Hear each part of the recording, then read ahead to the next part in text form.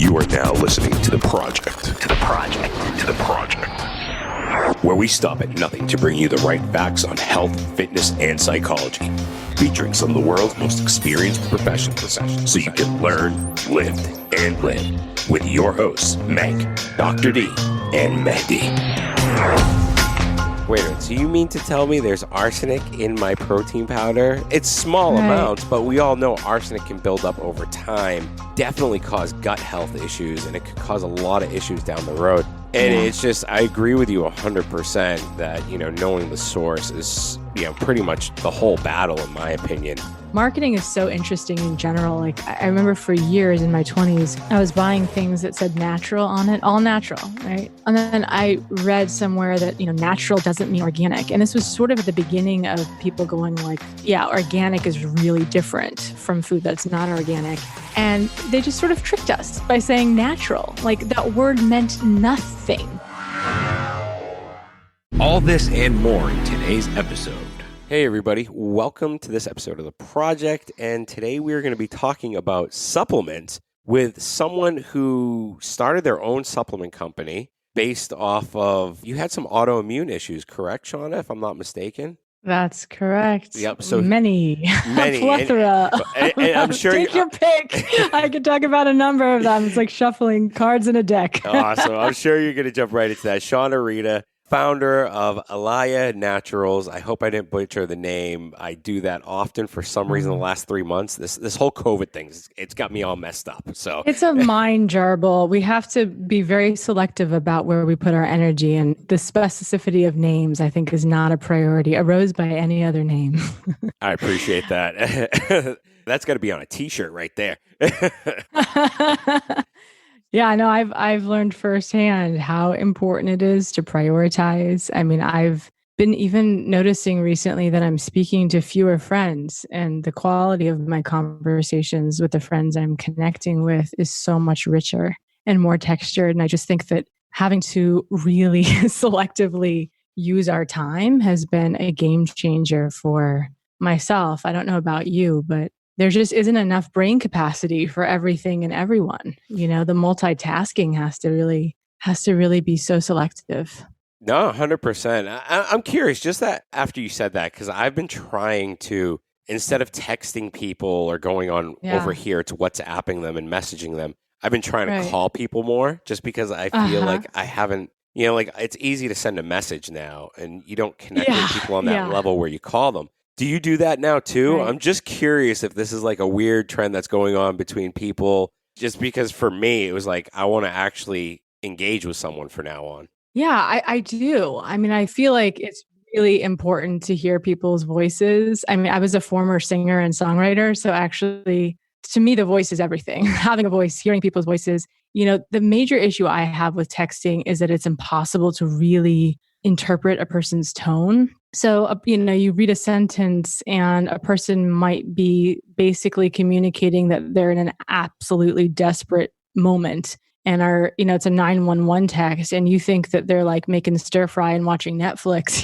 because so much is missed over text. And also just, of course, like the intensity and depth of conversation is diminished when the frequency is so great. It's like anything, right? Like, if you have 3 bottles of wine a night, you're not going to savor it the way you would a glass. Or, I've become increasingly aware of my tendency to turn to sugar during times of stress. But I'm really conscious that when a piece of coffee cake becomes a treat and not my everyday snack, there's a different level of appreciation and gratitude for that consumption. So I feel like when we're consuming voices and relationships and really absorbing meaningful connection, it's really important to savor it. And that just doesn't happen as much, I think, when we're sort of sloppy and lazy with the texting. I think there's a convenience there that is very tempting and that I for sure utilize. I mean, I'm not going to wait to call people every time I have a thought that I want to share. But I think it's an interesting sort of overall question that we should all be asking ourselves is, like, where do we find meaning in connection? Like, what is actually satiating and nourishing our souls versus just kind of practical communication?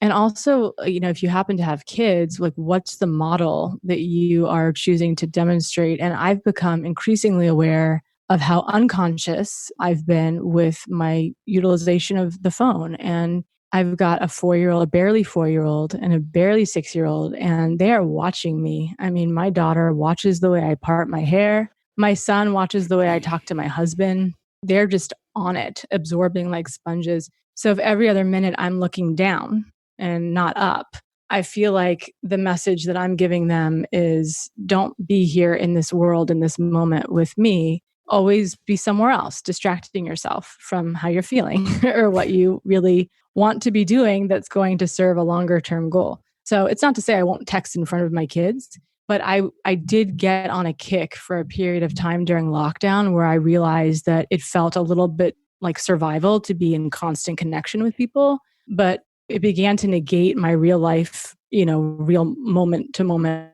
relationships with my kids and husband who are right in front of me.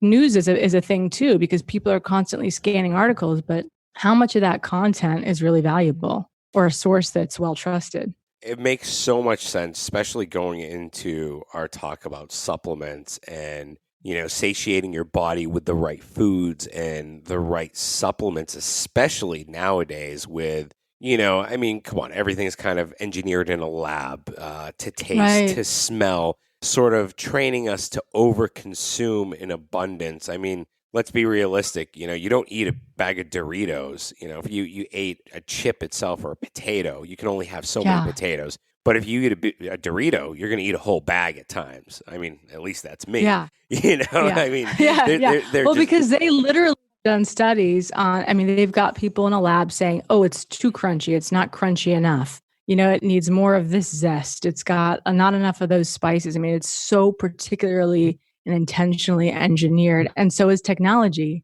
And it has the same goal to hook you and to keep you addicted so that you are not consuming what will actually nourish yourself. 100%. And that's funny because someone told me, oh, have you fallen into the trap or of the new trap or the algorithm of Instagram, where if you post, that's when they I don't know, that's when your likes pour in or when your follows pour in or something crazy like that. Right. Yeah. And I was looking at my buddy. I'm like, what are you talking about? Like, I have no idea. I just post because, I have friends in the States. I just keep them updated. And I usually post my workouts or whatever. But, it's like, I didn't know algorithms and all this crazy stuff existed. I did know. You're not supposed to know. That's the point. Right? Like, I didn't even know. I didn't even know they were watching. I didn't even know they were watching me. They literally disabled my first account. They disabled my account without any warning. Yeah. They disabled my account like 4 or 5 weeks ago. And I was like, why? And they said, you violated community guidelines. And I was just like, well, I want to hear that story. That sounds a lot juicier than the supplement talk. Well, I'm not going to put you on the spot. Oh no, it's all violation. Good. But it does sound fascinating. First question is, if you're a vegan, I apologize. All right. Because I tend to make fun of vegans, joking around. I have a lot of friends that are vegans. I have no issues with veganism at all. It was a running joke between me and my friends of, grilling food or grilling meat and then putting #vegan. So a vegan took offense to this. They DM'd me and started an argument and, saying, oh, we weren't meant to eat meat. And I said, 1,000 years ago, we were foraging for nuts and berries in the middle of the desert. I was like, dude, you're going to eat whatever you ate 1,000 or 2,000 years ago. That's just logic, food and shelter. That's what you were looking for. And, words went back and forth. And I said, all right, well, who's going to stop me? You and what army? So I guess him and his vegan army put in a bunch of complaints. Next morning, my account's gone. And oh, wow. Well, that's interesting because that feels like inappropriate to me because that's just freedom of speech. You didn't say anything that to me would warrant like dismantling the system. But I have to say, there's power in numbers and every tribe has its motivations.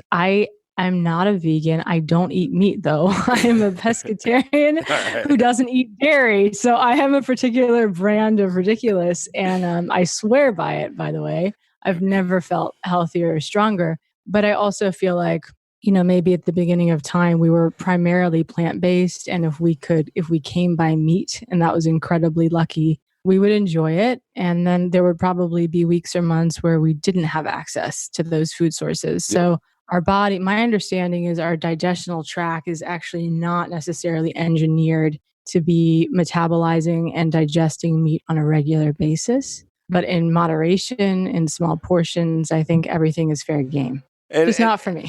and that's understandable. And in all honesty, to each their own. And I preach this on the show. Like, everyone's body is different, 1000%. I think depending on your blood type, depending on your ancestry, your level of activity. Before you hit record, we were talking about you and your wife's protocols and your health regimens and what you've got going on with bodybuilding. I mean, I lift. The only thing I'm lifting is my coffee cake or my, my celery tray. I mean, you guys are doing heavy duty weight bearing activity. You might need the density of meat. You might need some blood in your bones. I don't, because I'm not physically asking that much of my body. So I totally agree. I mean, I think it's important to take inventory of what you're doing or not doing, how you're sleeping, what the demands are of your life and, different times of the month for women in particular, in terms of their hormonal cycles. You might at certain points of the month require more iron or more raw food, and it's important, I think, to always listen to the signs and cues. Your body craves sometimes, I'd like to say all the time, but I think the level of toxicity in our body can obscure intuition. But if we're starting from a place of really pure health, our body does know what it needs. I believe that. And if you need that steak, like, more power to you. It's not my jam, but my husband's a carnivore. My children are carnivores, and they're all kind of like always in awe of my tempeh wraps and my Brussels sprout tacos with tahini. Hey, there's nothing wrong with tahini. All right. There's nothing wrong with that. Like, honestly, I import this tahini. It's talk about addiction. This tahini has become like such a huge part of it. There was a point where I first discovered this brand of tahini, and I was literally putting it on everything, including my morning croissant. And my husband walked in and was like, "Are you dipping a croissant in tahini?" And I said, "There's absolutely nothing tahini doesn't pair well with. It's like a good pair of blue jeans. It's like you can put it on a salad, you can put it on meat, like whatever it is, it works." Just out of curiosity, do you guys add? We call it tahina.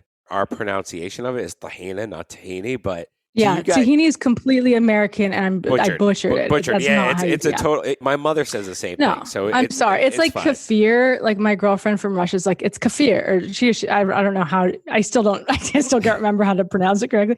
But she always corrects me when I say kefir, and she says it's kefir. But I have to say, I feel kind of presumptuous saying it the correct way as an American to other Americans. Like, I don't want to be that French person at a restaurant who's like, the carne poupon. I know exactly what you're saying. I know. So I do want to hear. I have a friend like that, and I'm like, dude, I just want to punch you in the face, man. Like, my mom has a flawless French accent. She was a French major in college, and she could fool any Parisian. But we'll go to, back in the day when restaurants were a place where people went pre-COVID, she would order this, this really obscure thing in French, I think just so she could pronounce it, frankly.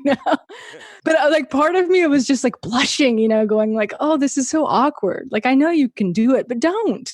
We're American. Yeah. It's strange. It's presumptuous. I'm joking, obviously. Do you guys put it in hummus there, just out of curiosity? Like, yeah. Because in Massachusetts, like when I go back to Boston and I get my hummus from like Whole Foods or anywhere, there's no tahini in it. And I'm just like, no, isn't that crazy? It's missing something. No, there's a great kebab place here that I order for my kids, the chicken kebab, because I don't like to cook meat.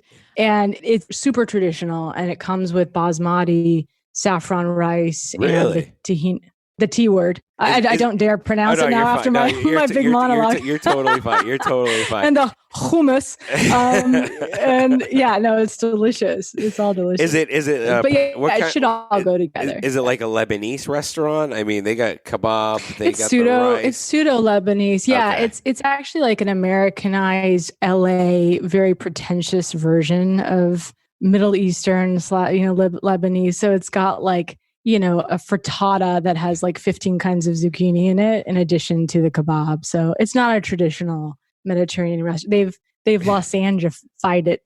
Trust me, that's probably one of our traditional restaurants over here now.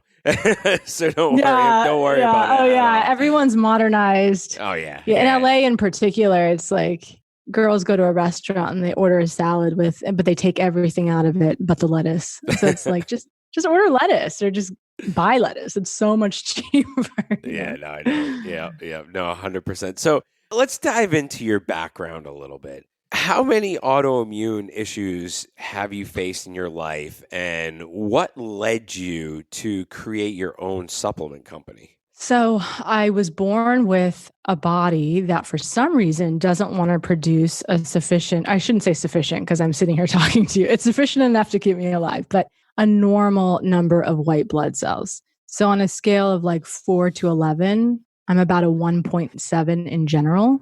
I've never been higher than a 2.5. So COVID, kind of a frightening phenomenon for me, right? Because I'm not overly equipped to fight virus. But at 14, I was diagnosed with Crohn's disease and ulcerative colitis in the same month, and actually was battling parasites at the same time. So it was kind of an explosive situation. Wow. So what exactly is Crohn's disease, if you don't mind me asking? It's an autoimmune. It is genetic. It's generally hereditary. I mean, we know now with genetics that you have markers that may or may not be turned on depending on environmental influences. It causes a lot of intestinal distress. And so that in conjunction with ulcerative colitis, which I believe was emotionally based and stress based, and having traveled internationally for an entire summer, and having parasites was a lethal combination. So I was pretty knocked out. Did you go to like Brazil or how did you get parasites? That's like something you get from drinking water out of the Nile in Egypt. I mean, I was in Africa. No offense to my Egyptian friends. Yeah. I have a lot of Egyptian friends, but how's Egyptian food? Oh, it's amazing. Oh yeah, they eat everything. I love falafel, like the Egyptian falafel that I've got in Cairo. It's amazing. Yeah. I had my buddy who was over here last week, and he goes, "We don't get COVID. I drink out of the Nile. I don't get any disease because the Nile." Their immune system is prepared for this. Yeah. They've fought so much worse stuff. 100%. We're so weak here in LA. We're like so over sanitized with we were overusing Purell far before there was an actual threat. So I was in Africa and Jamaica the same summer. I was partially raised by a Jamaican woman who lived with us from the time my older sister is 2.5 years older than I am. And so this woman, Lucille, who's no longer with us, unfortunately, but Lucille moved in when my older sister was just 3.5 months old. And she lived with us until I went to college. And she traveled back and forth between my parents' homes. My parents divorced when I was 3 and was with my sister and I 100% of the time, whereas my parents were with us 50% ultimately. And so I traveled back to Jamaica with my nanny during the summers and often during spring as well. I went home with her on the weekends. I mean, she was really a family member, like a second mom to me. But, tap water in countries where you're not accustomed to the bacteria and the flora, whatever's going on there it can be really treacherous. And so between that and Africa and just not being particularly mindful of, what I was drinking and eating there, I ended up with pretty bad parasites. Oh, wow. That's brutal. Yeah. How long were you did they give you medicine for it? Or, I've heard sometimes they had to go in and get them out. How is that ordeal? I'm just curious. I hope I'm not... Yeah. Colonics is kind of an alternative way. There are a few ways now that at 14 wasn't a part of my health journey, but open colonics, I think there are 2 kinds of colonics as far as I understand, open and closed systems. So my research has shown that open system colonics are the healthier of the 2, the safer of the 2. And I actually got a colonic I got a series of colonics in my 20s. And let me tell you, the things that came out, you cannot believe what is living in your body. Just like old toast, like literally old toast. Like I saw this tip of a piece of toast and I thought to myself, I have not eaten toast in like weeks. Oh, wow. I saw parasites.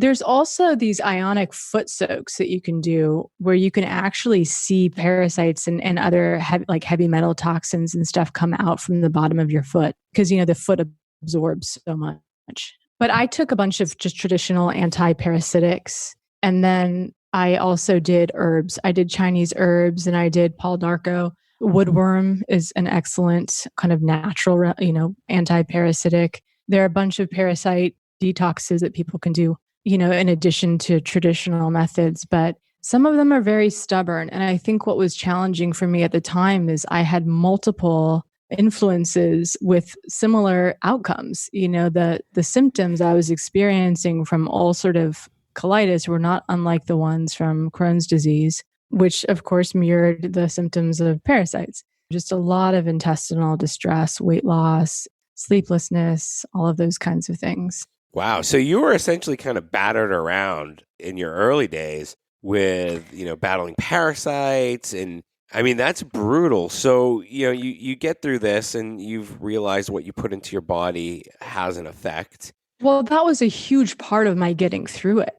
So the fact that you were saying one after the other is totally accurate. Like I had gone on prednisone for the ulcerative colitis and Crohn's, and I got so much worse, unfortunately, from the steroids. They then put me on a series of other Western medications. I'm unfortunately my husband calls me a delicate flower. I'm super resilient, but I'm very sensitive to input, to anything I put in my body. And so unfortunately, I'm the person who, if there's any potential side effect, gets them all.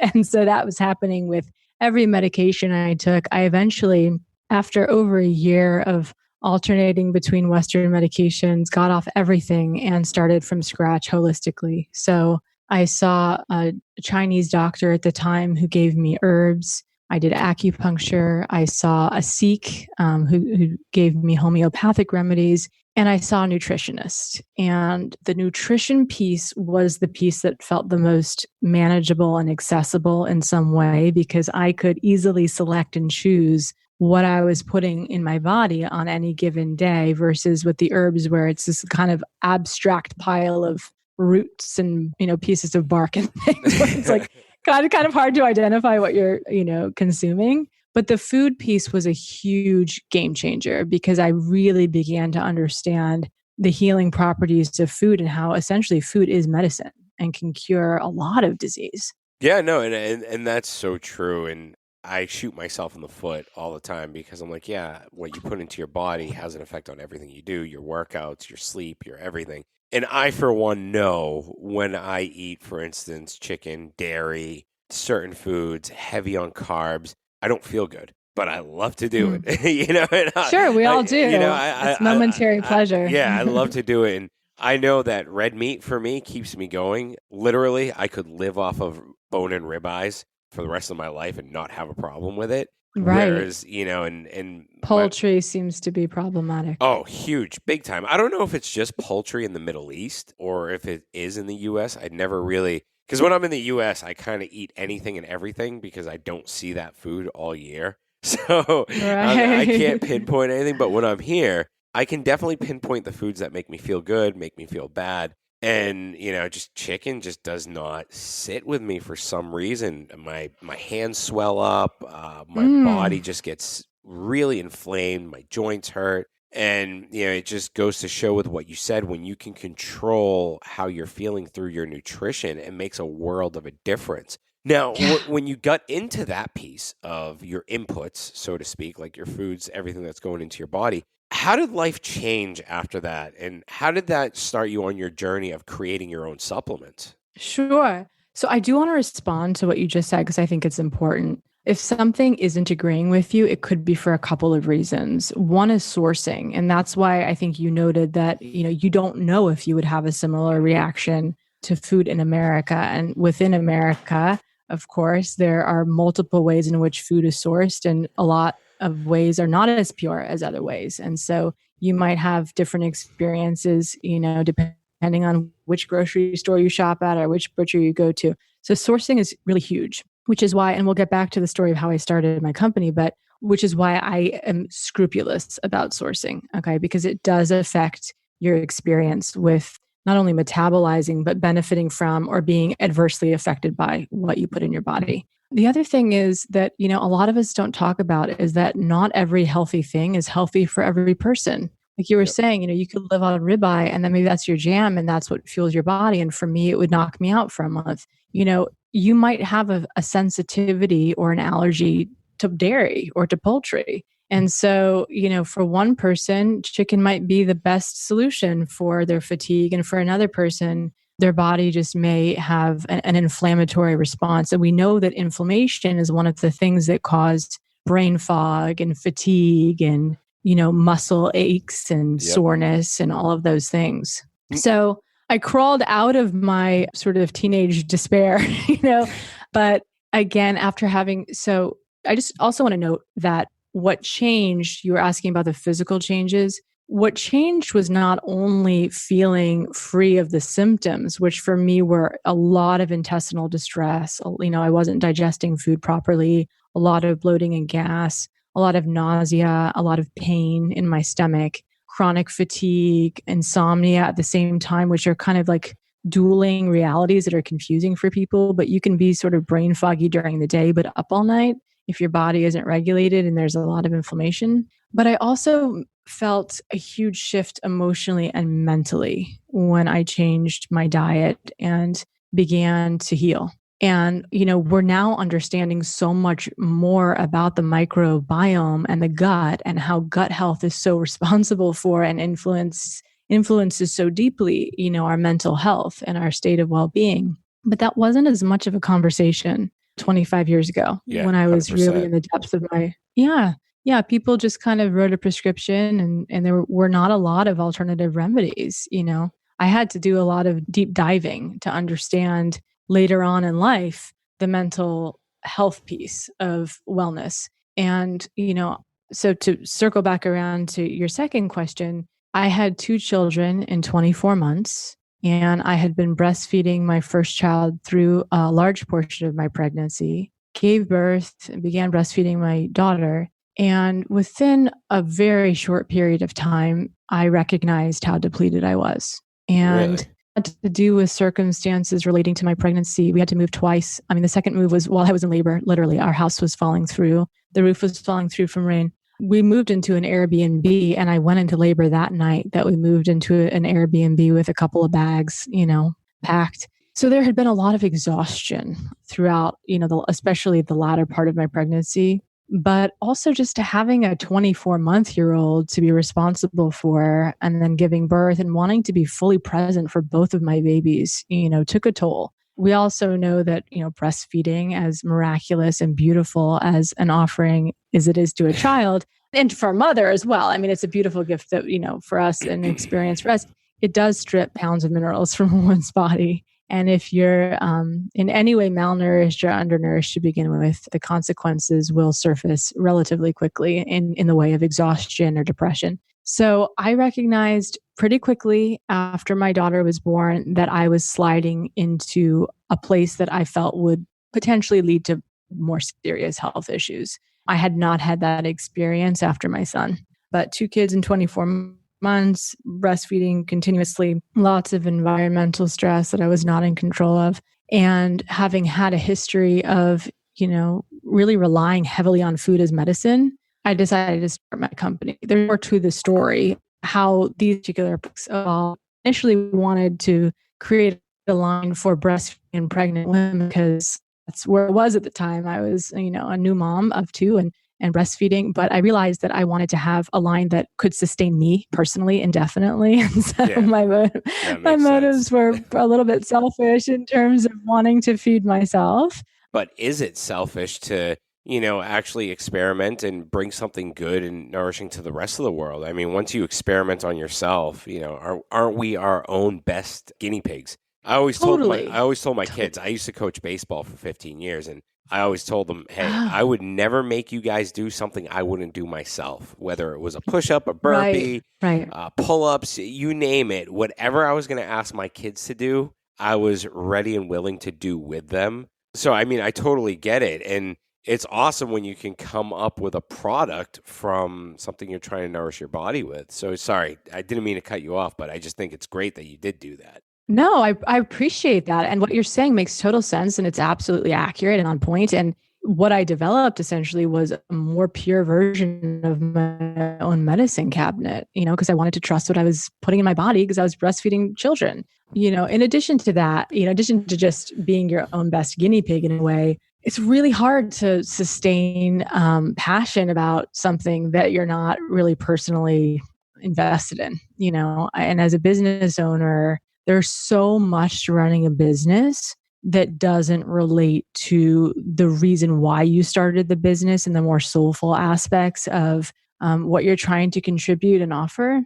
And so to have my own personal allegiance to these, supplements and to this nutrition really helps me keep my eye on the ball, because all of the peripheral aspects of, sustaining a business ultimately are leading to one thing, which is my desire to help people and to help myself. And that makes total sense. And I really appreciate that, where you said, help people, help myself. And I think it's great that you do have such a clean line of products out there, from what I could see. And I honestly wish we didn't have COVID going on and I could order some of your products, because they seem really badass. Most of the things that you have in your, your organic green superfood blend or your super blend is stuff that sits really well with my body. And, as simple as moringa leaf, which is something I don't really see in a lot of superfood blends. You always see the blueberries, you see all the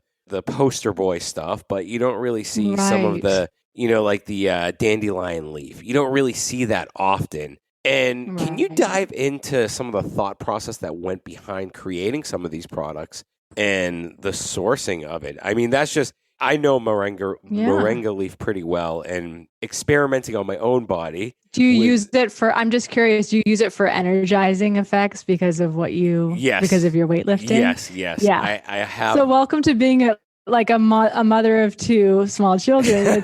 We need that energy. It doesn't matter what you're doing. Look, I use that. I go through a lot of stuff. For me, it's like my wife's like, "Oh, what's the flavor of the week this week?" Because she jokes around. It's like, "What's working for you? Is it creatine? Is it L-carnitine? Is it acetyl-L-carnitine? Is it MSM, NAC? Yeah, is it alpha GPC? What's going on with you this week?" And for me, there's so many acronyms. Oh, there are. And it's sometimes it's turned into I'm just going to put a scoop of everything inside my shaker bottle before the workout. But when I'm very heavily invested, especially in my recovery, I have a blend that I take for my adrenal fatigue. I'm 37 years old. So there is a lot that goes into my recovery right now. With magnesium is a big supplement for me right now. I felt so much better. Omega-3s. Do you take magnesium before bed ever? Yes. Yeah, I have. And it's irritated me a little bit. I'm not going to lie. Yeah. So I tend to You're taking a little too much? Maybe. I mean, you could be taking too much. Yeah, I think it's a little too much. Even when I reduced it, it just wasn't sitting well with me at night. I see. So I tend to take it earlier. I'll take it right after dinner at around 6 o'clock. I go to bed at usually 9, 10 o'clock. So right around there. Okay.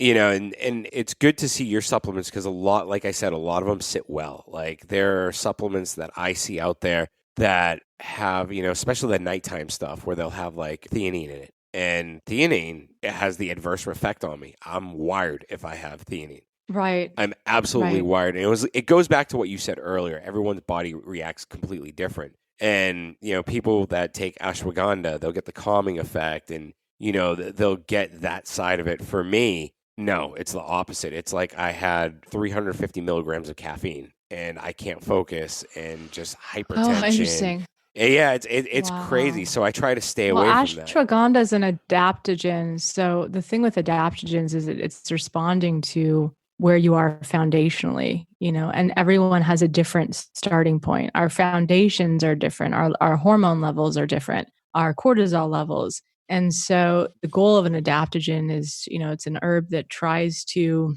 basically match whatever your body's needs are, in essence. Yeah.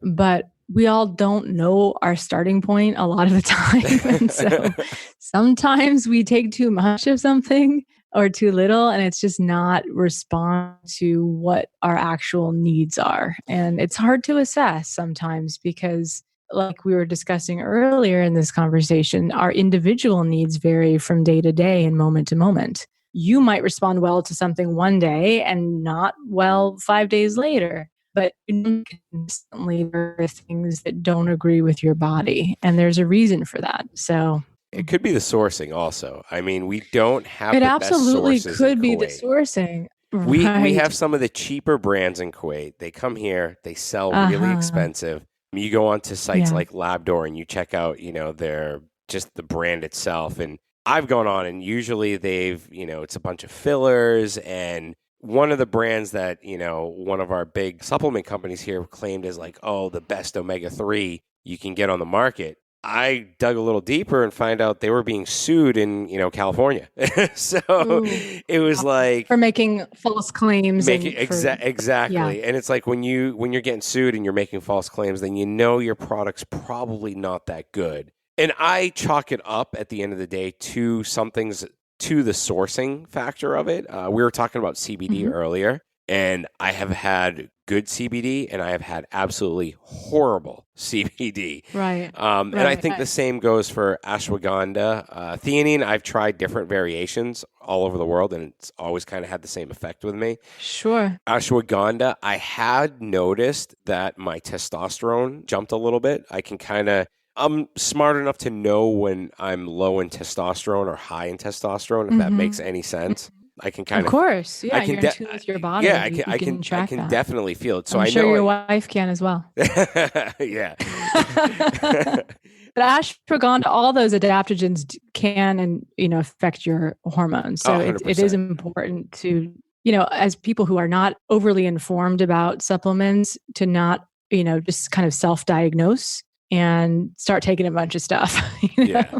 If there's an amount, like I've included some adaptogens in my greens blend, but it's a very responsible amount, and what I was doing previous to owning my own supplement company was constantly self-diagnosing and acting like a functional medicine doctor for myself and trying every single thing in the market. And we have these beautiful gourmet health food stores here and supplement stores. And we have access to online stuff where it's like endless amounts of herbs. And I was just taking everything. And did you say it was an omega-3? That was a company that was manufacturing them. Like, are they third-party tested? Because if they are, someone probably would have discovered discrepancies between what they're claiming and what the actual effects of the supplements are. And unfortunately, the effects of supplements that aren't well sourced and aren't organic and pure are not neutral. They're not benign. Like, they can actually hurt you and have harmful effects. It's way better not to put anything in your body, in my opinion, than things that aren't organic and properly sourced. I would have to agree with that. And one thing that I was bewildered at when I saw a few years ago, when I first was introduced to like sites like Labdoor, for instance, was arsenic. I was like, wait a minute. So you mean to tell me there's arsenic in my protein powder? It's small amounts, but we all know arsenic can build up over time, definitely cause gut health issues, and it could cause a lot of issues down the road. And it's just, I agree with you 100% that, knowing the source is, pretty much the whole battle, in my opinion. It's funny that when you said you were your own kind of doctor, and I went down that route with the hillbilly tonic. I'm not sure if you've heard of that. I need to know everything about it. I want to get out some barbecue sauce and cornbread right now and talk about whatever that is. It sounds delightful. One of my buddies, we get a lot of guys from the military here, and he introduced me to it. It's got like Tabasco sauce, garlic, peppers, cayenne peppers. It's got shredded horseradish. It's literally got everything in it. Anything you can kind of think of that's gross, it's pretty much in there.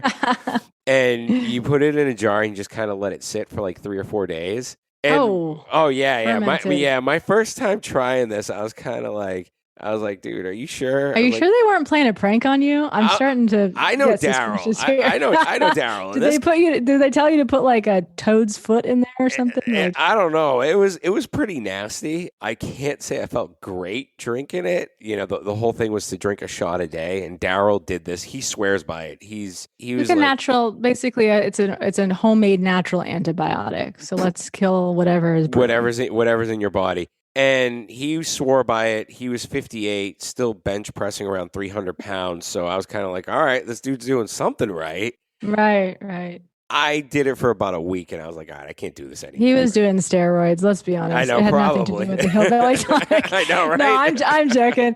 Here's my personal thought about that. So I sell olive leaf extract, which is an antiviral, antimicrobial, antibacterial. It's amazing. It's a natural antibiotic.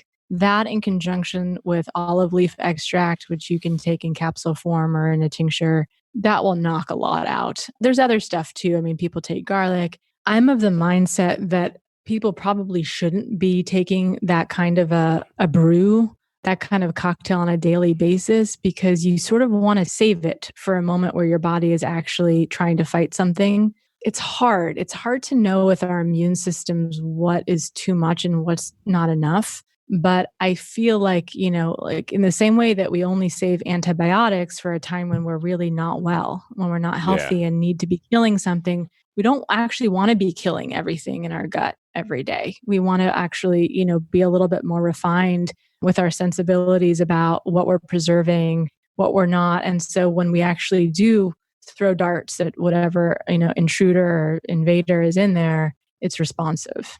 That makes total sense. And that just brings me on to turmeric. And turmeric has been such a hot topic over the last few years. It seems like every single supplement company has a turmeric supplement. Mm-hmm. Personally, I used to mix my own turmeric. It's gross, but I just take a teaspoon of it, in the morning. I would, it was after my hillbilly tonic phase. I actually just had a turmeric latte. You guys out in LA, you guys have everything out there. I mean, I haven't had a turmeric latte. With homemade almond milk and Ceylon cinnamon. This was my latte. I'm just remembering a few moments ago the joy of sipping that down. So you didn't go to Starbucks. You had that at home. Yeah, I make my own lattes every morning. Usually I do a matcha latte. Okay. Every morning do you guys have matcha? Or we have matcha. Yeah, it's just become so popularized overnight here. But I do a matcha latte almost every morning, and it's got such good stuff in it. But I did add turmeric this morning, so it was like more of a turmeric matcha latte. I mean, sometimes my flavor choices are like a little bit too experimental.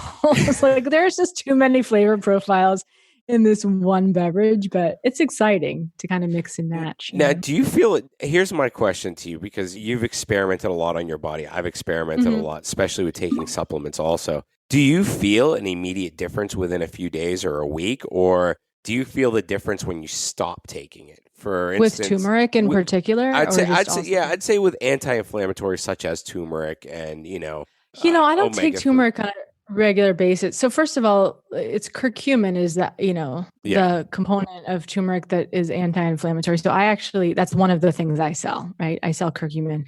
I take it a lot. My husband had shoulder surgery and has all kinds of inflammation all the time from his diet, his carnivorous sugar-infused diet. I'm messing with you. No, it's mostly the sugar. And it's the sugar in his case. It's definitely the sugar in my case. I have got a really wicked sweet tooth. But so he takes curcumin. He does notice more of a difference than I do. I think I work so actively to counter inflammation in my daily choices by getting enough sleep, drinking plenty of water, and not eating foods that I know are inflammatory for my body. So when you're that nuanced, I really have eliminated so many of my sources of inflammation that I don't think a turmeric latte is going to, if I'm noticing a difference from one turmeric latte, I feel like it's probably a placebo.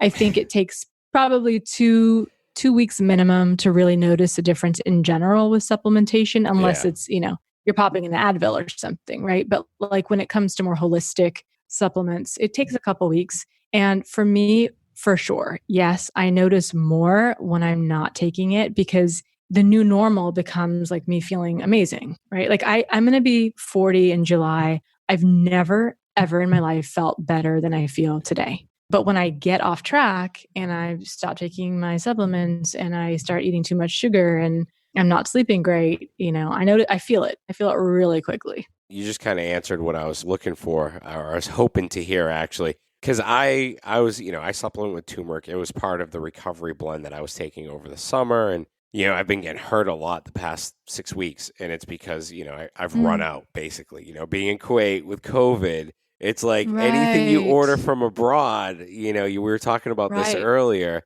You can't really get as much of it now. And then when you do get it, it takes about 2 or 3 weeks to re-up, depending on the shipping and depending on everything else. And I cut this out and I didn't think anything of it. And my wife actually brought it to my attention and she was like, yeah, you haven't been supplementing with your turmeric lately. And I was like, what do you mean? And she was like, your recovery blend. And I was like, that makes sense. And it was heavy on the turmeric side. It was turmeric, CBD. It was a mixture of turmeric and CBD. So I think it, was killing two birds with one stone, basically. Yeah. Well, also, maybe you don't feel the pain from the CBD. I know, maybe. You're like in such a good mood. You're like, who cares if it hurts? I know, right? I know. CBD actually, surprisingly, I was like, all right, let me try and take CBD before I work out and see what happens. Mm-hmm. I had like one of the best workouts of my life. And I don't know if it was a placebo effect or what it was, but I'm definitely too chicken to try it again. Because you don't want to ruin that like magical. No, I really don't. I just had a flow. You don't want to find out if it was a placebo. Yeah, no, I really don't, because I had a flow. In CrossFit, there's Olympic lifting, and then there's like a workout where it's, high intensity, basically interval training for like 20 or 30 minutes. It kills me. It kills my central nervous system. So this, I was like calm, moving through it, going at a really good steady pace. And then afterwards, I was like, what was different? No, it couldn't have been the CBD. I chalked it up to, I just slept well the night before. But like you said, I don't want to ruin it. But I was just curious with the turmeric question, because your turmeric blend is 95% curcumin. Other supplements on the market are a lot less. Yeah, and I don't think they're probably as effective as mine. Just to be probably not. Just to be super blunt, there's a reason it's that percentage, because we want to actually feel effects, right? Like, yep. And that's again with just trusting reputable sources. It's like people can throw a name or a label at something, and it doesn't necessarily mean anything, right? Like like how much is actually of the active ingredient of something that is actually in the supplement, to ensure that it has a real benefit and effect. Marketing is so interesting in general. Like I remember for years in my 20s, I was buying things that said natural on it, all natural, right? Like I would buy whatever chips or, this is when it was like, I was like healthy, but still wanting my I'm not like I am now where it's like cassava tortillas and whatever, but I was like, all natural, all natural. And then I read somewhere that, natural doesn't mean organic. And this was sort of at the beginning of people going like, organic is really different from food that's not organic. And they just sort of tricked us by saying natural. Like that word meant nothing. It was naturally not natural. Like it didn't mean anything. Like it wasn't even non-MGO. Like it meant nothing. But I was buying it because it said natural. And so we have to be really careful to not be seduced, by beautiful labels and packaging, and to really do the deeper dive. It sounds like you do, like you unpack things and go like, oh, this doesn't really make sense when I look at it. Or if I take this, I don't feel good. There might be something else going on here, And that's what I did. I mean, when I started my supplement company, I was not having great experiences with the nutrition that I was consuming. I wasn't having the effects I wanted. I didn't like the way things tasted. I didn't want to have to be constantly mixing and matching and playing doctor all the time. I wanted to work with a great team of consultants to create stuff that I trusted. That's also, indicative of the controlling part of me, like the part of me that just really wanted some assurance that I would be well and stay well. But we all need that right now. I think with COVID in particular, there's so much outside of our control right now. It's really hard to let go and to continue to focus on our little micro worlds, and the things that are beautiful in our everyday lives. But I have to say, this nutrition has sustained me and given me peace of mind during a time that, that has, I think, catalyzed insecurities for a lot of people. It's been a really strange time psychologically, mentally, emotionally, and physically for people. And to know that there's, nourishment that I feel is keeping me strong has been really helpful for me. And that makes total sense. And I think it's awesome that you can actually put things into your body that you're well versed on and know a lot about. Are you calling me a control freak? No. Is that a nice way of saying I'm a control freak? No, definitely. That's me saying that you're pretty smart. So you didn't chat with my husband before the interview. Okay, good. We're in good shape. All right. Good. This moves me on to my next question. And it's, I think, a question that a lot of people have, but no one ever comes out and asks. And I think you could probably explain it a lot better than me. Spirulina. Mm-hmm. You also offer that supplement. What does spirulina do? What's its background? I would say just to give our listeners a little bit of a background on it, because I can answer that, but I'm not going to give the same answer that you're going to give. I'm just curious, and I have to ask you again. I love asking. I'm like, I totally know your whole arsenal, and I wish that I could ship you stuff right away. But have you tried spirulina for energizing again? I tried a blend of, and my guys at the office thought I was absolutely insane because I walked into, and this is a very culture sensitive office that I work at. We're talking, guys that are of the Bedouin culture. They're very, very in tune to habits, rituals, so to speak. And they look at me funny because A, I don't dress like them, B, I don't talk like them, and C, I sure as hell don't eat like them. And they saw me walk in with a bunch of baggies with green stuff in it. And they're like, it was, spirulina, matcha, forget the other one. It was a brown powder. And I was essentially taking this maca. Maca. Yes, it was maca. It was maca, which I haven't been able to find in Kuwait for like 2 years. You're kidding. Yeah. You could find it here literally like on the sidewalk. I know. It's so abundant. You guys have everything over there. Like, I'm so jealous. Well, maca is great for fertility. So I've been recommending it to some girlfriends who are having issues with that. But go on. All right, so that's more for females. I'm glad I knew I was taking something. Yeah, no, but it's energizing. It's energizing as well. And I'll definitely say, like, when I took my weird green powder blend and stuff in the morning, I did feel energized for the rest of the day. Whether it was that or abundance of coffee that I was drinking, either or. But I'm sure it helped me along the way. But for us, spirulina was actually really expensive. I think I bought a bag of it for $40 or $50. Oh my. Yeah, it was really expensive. And I remember my wife saying, "Are you sure you're going to actually use that?" And I was like, "Yeah, I always use this stuff." Right. But what is it? She's like, "Well, you definitely have to, because at that price point, I'm not really asking you, I'm telling you." She'd look at my shelf and she'd be like, "You've wasted so much money this month." But I was like, "Yeah, but look at me. I'm going to be healthy." And oh my gosh, my husband has given me that lecture so many times because I try every powder, everything. I'm like, "Should we add this to a formula?"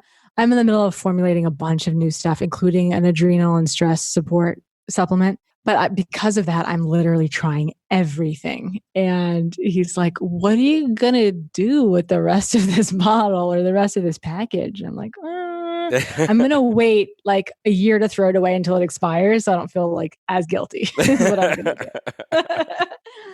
So the algae world is kind of awesome, and the benefits are pretty incredible. I don't want to overstate, because what I'm about to say is still speculative, but there is trending research that implies that there might be some anti-cancer benefits to, members of the algae world as well. And for some reason, cancer's the one struggle that I've always feared. It doesn't run in my family and I don't have it, but I do a lot of like anti-cancer, cancer prevention for myself personally. I just think with the level of toxicity in the world, it's kind of wise for us all to be really mindful of detoxifying and staying clean. And algae, I think it's going to explode.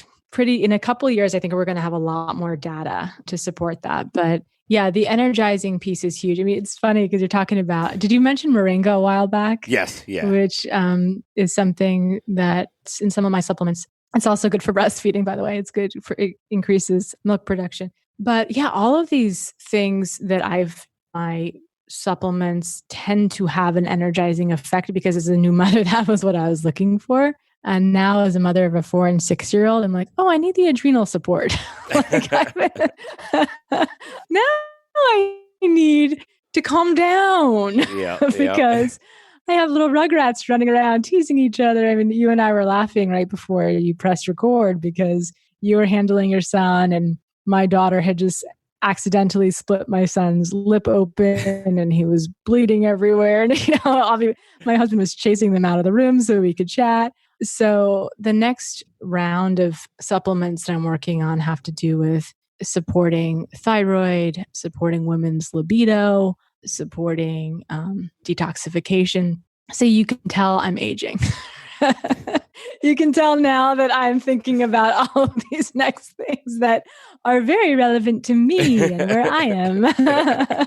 So adrenal support is going to be at the top of the list. I've already got sort of basic formulas for this stuff. Oh, that's it's awesome. going to require a lot of. Thank you. I'm excited about it. Look, it's going to be a while. I'm not going to lie. I've tried several adrenal blends, and I'm a CrossFitter. I work hard every day for about 2-3 hours, lifting heavy, and I try to do it. I try, in quotations, I still try to be competitive at my age on a master's level from 35 to 40 or whatever. So I still try to be as competitive as possible, and that's working full time, going to the gym for 2-3 hours or 2 hours, so to speak. If you take out the stretching, that usually takes me an hour to just get loose nowadays.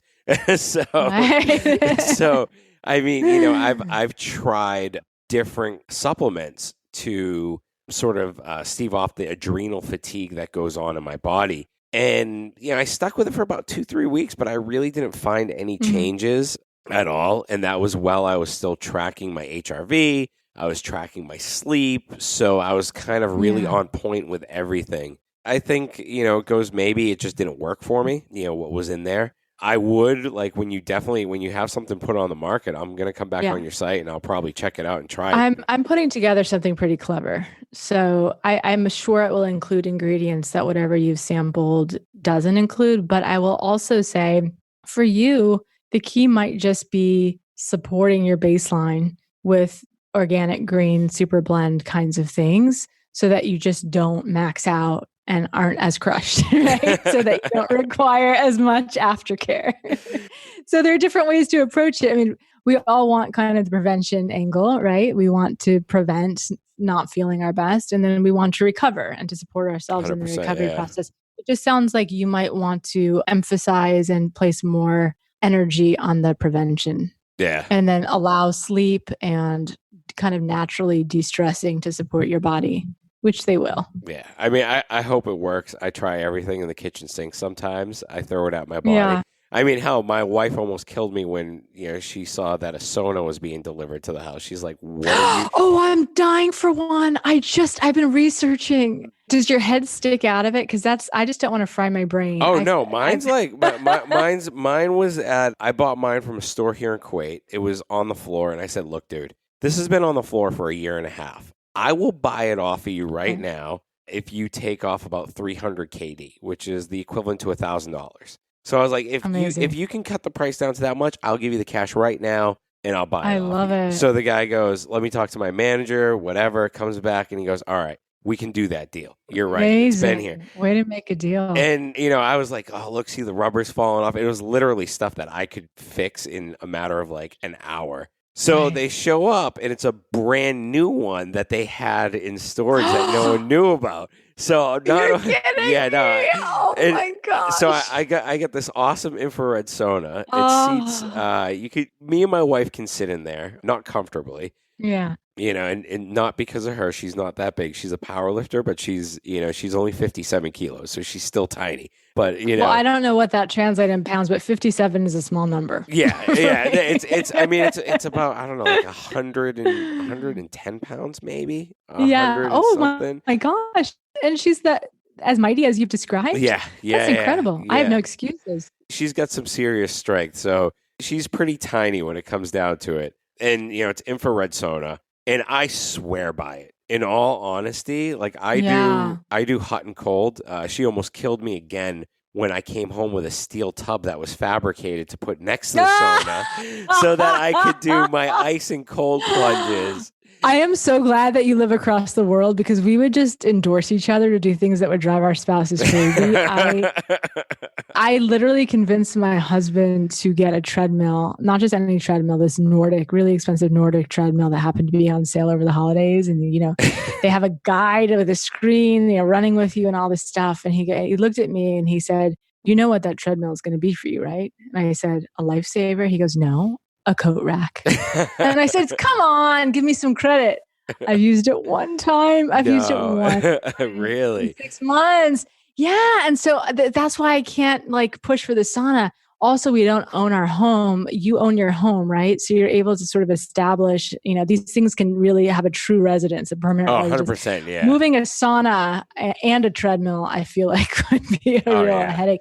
But so what I've heard with the sauna, not only is it incredible for detoxification and, cell turnover, all this stuff, but I've heard that if you are starting to come down with something, you just can sweat it out so quickly in that thing. I have tried that. I didn't have it last year when I had COVID, but this year I felt like a little bit of a head cold coming on. And, my son had a runny nose. It was just a typical head cold. And when I felt it coming on, I immediately went straight into the sauna, and I tend to go overboard sometimes. So there's a thermometer on the inside. I wrap a piece of cold, wet tissue around it, so it drops the temperature. Did you bypass the system? I bypassed the system so I could get the sauna. That is hardcore. Oh, yeah, no, it gets hot in there. Like, my wife will walk in, she'll be like, "Why the hell is it this hot in here? It doesn't get this hot when I'm in here." I'm like, "Honey, it's 4,000 degrees." Yeah, I was like, "Honey, you don't know how to mess with this thing. I know how." And she looks up, she goes, "You're going to kill yourself." I'm like, "No, I'm totally fine. I'm only in here for about 10 minutes.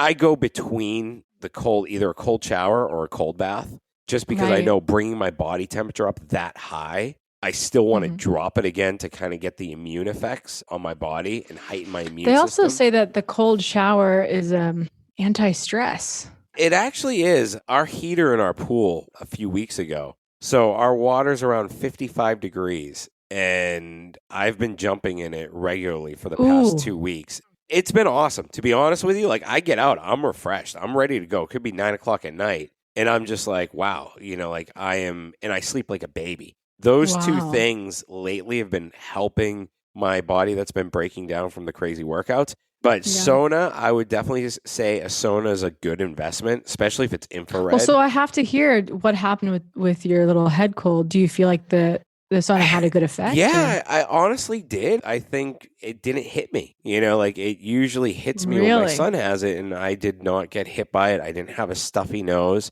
Maybe a little bit the next day. I had a runny nose during my workout. But again, I went back in the sauna after my workout. I do it for recovery, also post-workout, just to kind of relax my muscles a little bit and get my body to calm down. And it just really, honestly, I felt like it did detoxify me. It helped me sweat it out. Yeah. And when I do feel like I've eaten something that isn't agreeing with me and I feel a little bit bloated, I'll go in there. I feel great afterwards. So really? Yeah, I honestly feel like whatever goes into my body from what I consumed, I sweat it out. I'm going to buy a house just so I can get that thing. I want one.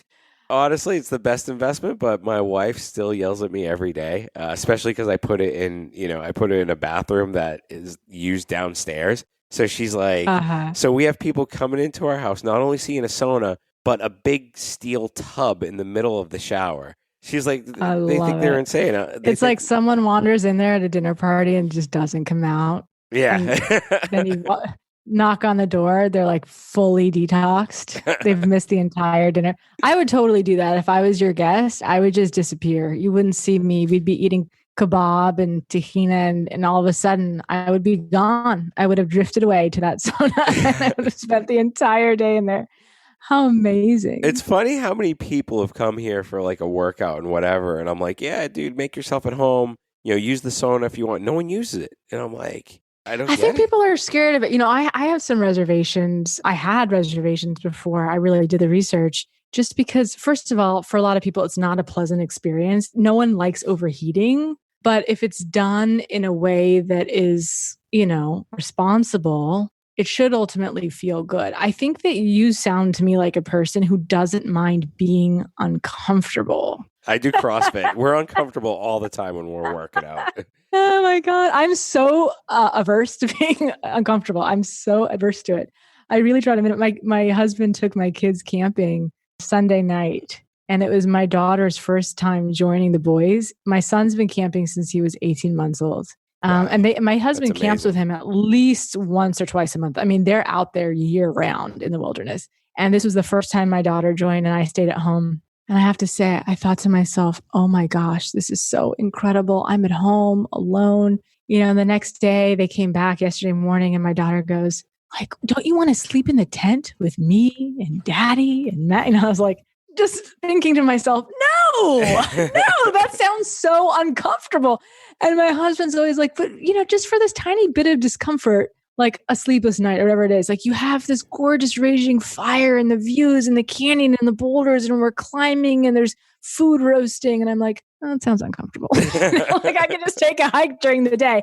But between your ability to buffer discomfort and then also your desire to try new things and to experiment, I mean, it's I think, an important combination to get to your level of physical strength and prowess. I mean, you don't look like you look. I mean, I can only see your shoulders, but they look broad. Yeah, I think that comes from my mother's side. That comes from my mother's side, but you look very strong. I can't see your biceps because of the visuals. Oh, I have no biceps. Since I started doing CrossFit, my body's weirdly changed. Because CrossFit, you lift a lot of heavy weights, but you're also doing the cardio at the same time. So you don't get that hypertrophy effect you would get like in bodybuilding. We do a lot of compound lifts like back squat, deadlifts, Olympic lifts, like a clean and jerk, so to speak. And then you go into like the watts, which is like, 20 minutes of hell, basically, where you're doing toes to bar and double unders and burpees and just whatever crazy crap my coach wants to throw at me that day, basically. Right. But it all has purpose to it. At least so you have a coach. Yeah, I do have a coach. So you're bypassing the sauna, but you do have a coach to guide you through. Yeah. That sounds very responsible. And he always tells me whenever I say, I had a crap workout, he goes, how was your sleep the night before? What did you eat? Or, how's your nutrition been? And I'm like, he's keeping track. Yeah. I'm like, dude, just all leave those me alone. variables. And then when I say something, he's like, well, 2 weeks ago, you said you weren't sleeping well. And I'm like, dude, why are you going back 2 weeks in my messages, man? So he sounds hypervigilant. I love him. He is. He says very few words, but when he says something, it has a lot of meaning to it and substance to it. So it's pretty cool. Right. Really good guy. He's younger than me, which is cool. Great CrossFitter, high level athlete. Same thing, very in tune with his body, tries everything. I think it's important to try things. Like when you said earlier, you try things. Yeah, I do. Because if you don't try something, you don't know how it's going to work with your body. Have you seen the Halo? It's like a headset that you put on and electrocutes. It stimulates your cerebral cortex. I've done it. I've done it too. And it's really interesting. Does it work? Did you feel like you were tripping? I felt altered. I did you didn't feel anything. I did it to prime my workouts. Okay. And I learned how to handstand walk within 4 weeks, I would say. Wow. At least get the quick basics of it. Like I was able to walk about 5 feet on my hands within 4 weeks. And that was me diligently doing it before every session of practicing my handstand walks. Whether it had to do with the Halo or it was me, I have no idea. Could have been a placebo. But you love that placebo and you love not verifying what is causing what because you want to keep going. I love that. My son almost exclusively walks on his hands now. This is his obsession. Oh, it's amazing. That is amazing. He's what, 6? He's so coordinated. He's a little acrobat. He just turned 6. That is amazing. I mean, this little guy is so just agile and fast, and he's got this athleticism. It's funny. I'm happy to hear you have a coach because you're doing such intense training, and I feel like for me, in order to work out consistently, I would need someone just for motivation. I think it's so interesting as motivated as I am to eat well and to have a clean body. And I'm incredibly, incredibly focused on sleep. And, I've got great rituals in my life and routines. But exercise is the one piece I'm really struggling with right now. Like I just don't make time for it. And there's no excuse because I'm listening to how much time you spend exercising and I'm like, I have no excuse. Like, but is it, I mean, for you, like, and I always say this to my clients, what's the purpose of it? You know, what's your purpose of exercising? Is it longevity? Is it, you know, squatting down to play with your kid? Is it kneeling on all fours to play with your child while he's playing with his little train set? You know, for me, these are questions that I'll strike up to my clients and be like, yeah, you know what? It's so I can play with my kid more, so I can run around with them. And if you can already do most of that stuff and you can go for long hikes and you have that, then in my opinion, you're pretty much physically fit. It depends on what additives you're looking for to suit you. Fit-ish. Thanks for listening to this episode. If you enjoyed it, please head over to iTunes to subscribe, rate, and leave a review. You can also find us on Instagram at The Project Thank You and join us next time.